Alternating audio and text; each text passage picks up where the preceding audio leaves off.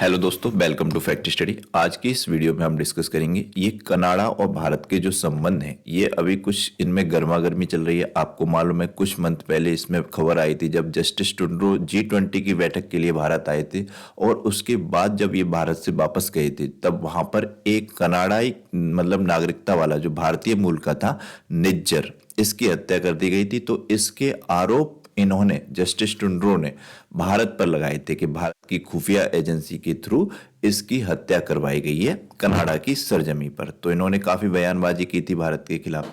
तो एक बार फिर से कनाडा के पीएम जस्टिस टुंड्रो ने भारत के खिलाफ बयान दिया है कि टुंड्रो ने कहा है कि भारत में जो 40 राजनयिक थे इनके कनाडा के, उनको निकाला गया, उसमें वियना की जो संधि थी उसका उल्लंघन किया गया। एक बार फिर से इन्होंने बोला है।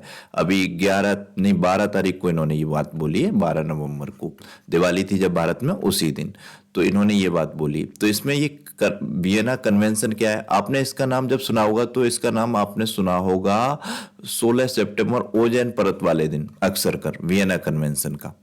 तो उसके पर्पज में ये आती है। और इसके अलावा जो राजनयिक संबंध होते हैं हमारे, वियना कन्वेंशन के थ्रू राजनयिक जो प्रतिरक्षा होती है, इनके बारे में भी इसका नाम आता है। तो इसको भी जानेंगे कि ये वियना कन्वेंशन है क्या राजनयिक के पर्पज से। एक तो ये ओजोन परत के लिए है और एक ये राजनयिक के पर्पज से है।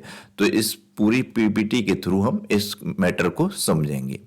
तो ये शुरुआत कहां से हुई थी? 18 सितंबर को ये कनाडाई पीएम जस्टिस ट्रूडो भारत पर निज्जर की हत्या का आरोप लगाया था। कनाडा ने भारत के एक सीनियर डिप्लोमेटिक को निकाल दिया था तुरंत। जैसे ही इन्होंने ये हत्या का आरोप लगाया था 18 सितंबर को, वैसे ही भारत ने इनके एक सीनियर डिप्लोमेट को यहां से निकाल दिया था। और भारत ने भी कनाडा के एक सीनियर डिप्लोमेट को निकाल दिया था। ये तुरंत ही निकाल दिया था भारत ने। सबसे पहले इन्होंने ये आरोप लगाया था और कह दिया था कि हमारे देश में जो भारत के सीनियर डिप्लोमेट थे कनाडा में, उनको देश छोड़ने का आदेश दे दिया था।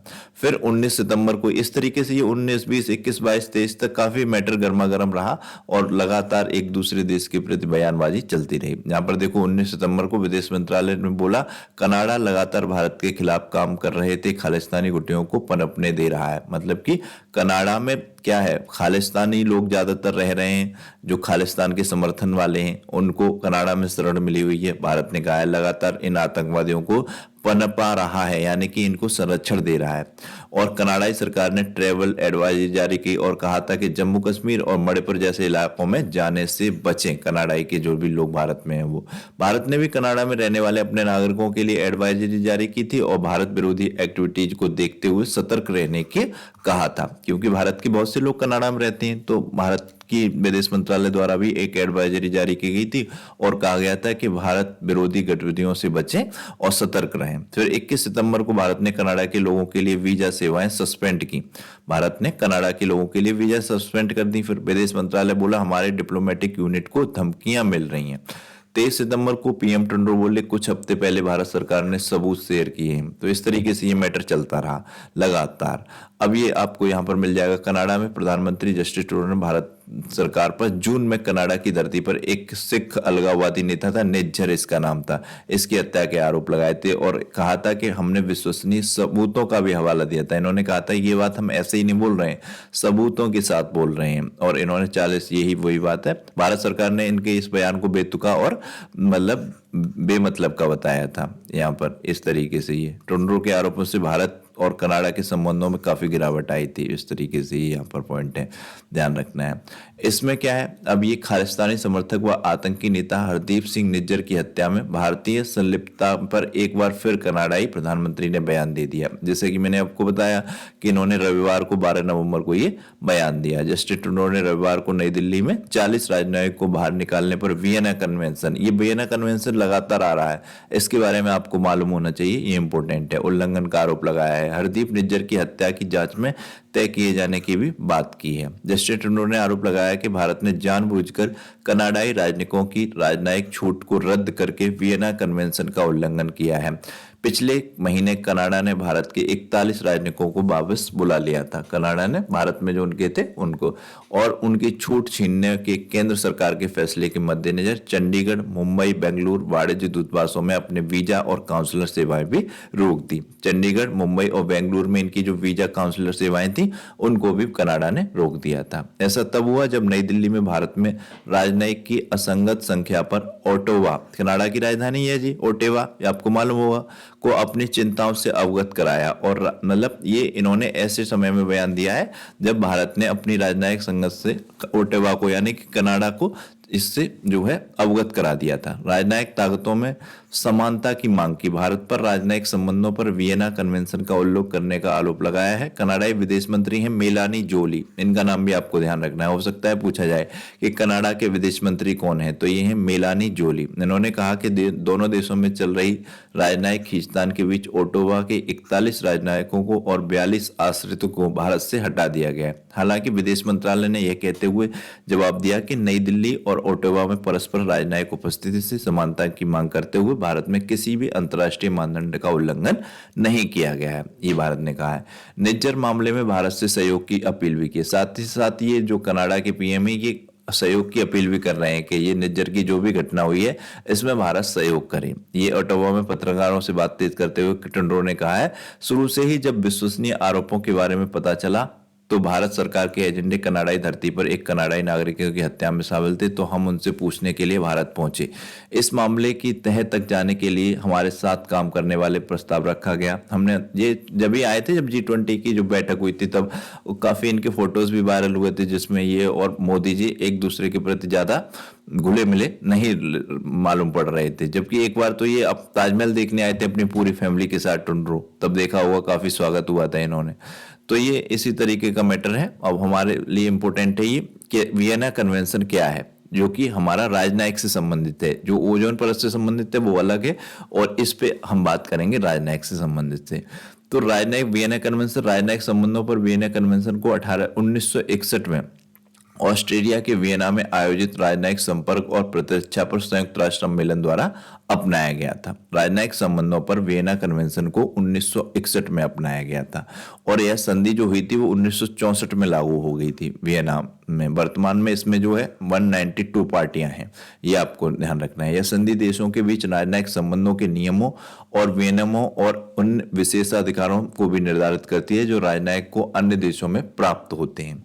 वियना कन्वेंशन न केवल राजनयिकों पर बल्कि सैन्य विभागों के सैन्य और नागरिक दोनों कर्मियों पर भी लागू होती है जो राजनयिक मिशन के प्रमुख के अधिकार के तहत देश में मौजूद होते हैं। ये आपको अच्छे से पढ़ लेना है, इंपॉर्टेंट है। ये उन पर भी लागू होती है जो राजनयिक मिशन के तहत प्रमुख अधिकारों के तहत देश में मौजूद होते हैं, और भी जो कर्मी होते हैं। हालांकि यह सम्मेलन राजनयिक प्रतिरक्षा को औपचारिक बनाता है और राष्ट्र के बीच राजनयिक संबंधों के लिए नियमों को संहिताबद्ध करता है। अनौपचारिक रूप से यह नियम कम से कम 200 वर्षों से चला रहा है। हालांकि ये जब वियना कन्वेंशन हुआ तो ये औपचारिक रूप से, मतलब इनमें जो भी संबंध थे एक देश से दूसरे देश के या एक देश में दूसरे देश के जो राजनयिक रह रहे उन्हें औपचारिकता मिल गई इस 1961 में ऑस्ट्रेलिया में हुई वियना कन्वेंशन या वियना संधि के तुरंत, जो कि 1964 में लागू हो गई थी।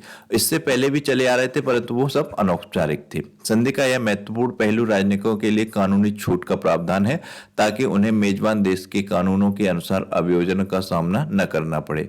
वियना कन्वेंशन का मानना है कि नायकों के रूप में काम करने वाले व्यक्ति अनुल्लंघनीय होते हैं और उन्हें हिरासत में या गिरफ्तार नहीं किया जा सकता।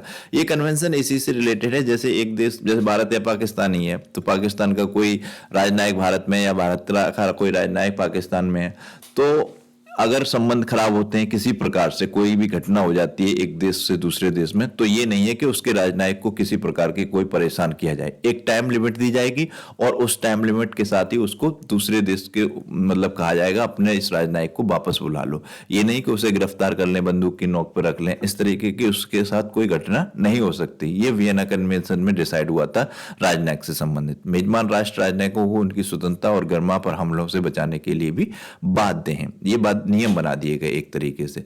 भारत का वियना में कब शामिल हुआ? तो भारत 1965 में राजनयिक संबंधों पर वियना कन्वेंशन में शामिल हुआ। पूछ लिया जाए कि इस वियना कन्वेंशन में भारत कब शामिल हुआ, तो 1965 में हुआ। भारत ने वियना कन्वेंशन को प्रभावी बनाने के लिए राजनयिक संबंधों अधिनियम 1972 लागू किया। ये भी आपको ध्यान रखना है। अभी जब कुलभूषण जाधव वाला मामला हुआ था, अंतर्राष्ट्रीय न्यायालय में चला था, तब भी इस वियना कन्वेंशन के तहत ही वहां पर सुनवाई की गई थी और इसी के तहत वहां पर जो भी कार्रवाई हुई वो की गई थी। ये आपको ध्यान रखना है। ये कुछ राजनयिक प्रतिष्ठाएं इसी से जुड़े हुए हैं कि आपको क्या क्या सिद्धांत मिलते हैं। यह सिद्धांत है राजनयिक को सौंपे जाने वाले देश के पुलिस अधिकारियों और न्यायाधीशों के अधिकार पर सीमाएं लगाता है। इसका मतलब यह नहीं है कि राजनयिक किसी प्रतिशोध के डर के बिना जो चाहे वो करने में स्वतंत्र हो। इनको इतनी छूट दी गई दूसरे देश में, तो इसका मतलब ये बिल्कुल भी नहीं कि वहां पर ये किसी प्रकार की जासूसी एक्टिविटी या किसी प्रकार का कोई मतलब अनुचित कार्य करें। इस तरीके से ये संबंध है।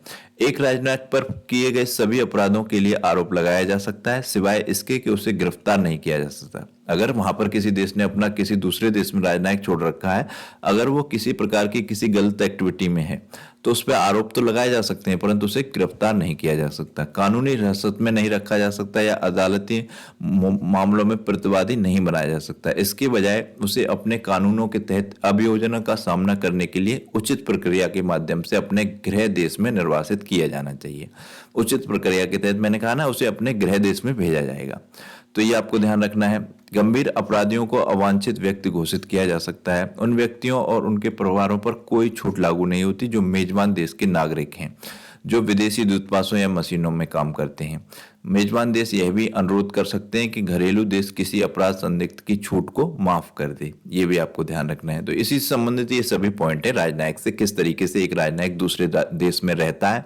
जैसे आपने सुना होगा कि भारत ने दूसरे देशों में, कई देशों में अपने राजनयिक नियुक्त कर दिए। आपको मालूम होगा भारत में कई अन्य देशों के राजनयिक हैं, अमेरिका के हो गए और विभिन्न देशों के। तो ये सब राजनयिक किसी नियम के तहत हैं। इन पर किसी प्रकार का दबाव ना हो, अपने स्वतंत्र रूप से काम करें। कभी दोनों देशों के संबंध खराब हो जाए, उसके बावजूद भी ये सुरक्षा के साथ अपने घर वापस लौट सकें, ये इस संधि में कहा गया है। तो ये आपको समझ में आ गया होगा। भारत इसमें 1965 में गया था और ये 1961 में बनी थी और 1964 से ये जो है चालू हो गई थी। अब एक ये क्वेश्चन है, मोस्ट इंपोर्टेंट क्वेश्चन है, इसको मैंने ऐड किया है। इसका आंसर आपको कमेंट बॉक्स में बताना है। क्वेश्चन है, वुड बफेलो नेशनल पार्क किस देश में स्थित है? मोस्ट इंपोर्टेंट क्वेश्चन है आपके आगे के आने वाले एग्जाम्स के लिए, तो ये आपको ध्यान रखना है। इसी कनाडा और भारत के संबंध के पर्पज से इस क्वेश्चन को रखा गया है, मोस्ट इंपोर्टेंट है। तो जैसा कि अभी हमने इस वीडियो में डिसाइड किया, अभी हाल ही में जब ये जस्टिस टुंडो हैं, इन्होंने एक बयान दिया, उस पर संबंधित ये वीडियो थी। तो ये आपके एग्जाम के लिए भी इंपॉर्टेंट है और वैसे भी आपको इसके बारे में पता होना चाहिए। तो ये वीडियो आपको कैसा लगा प्लीज कमेंट बॉक्स में जरूर बताइएगा और वीडियो को लाइक और शेयर कीजिएगा। Thank you very much.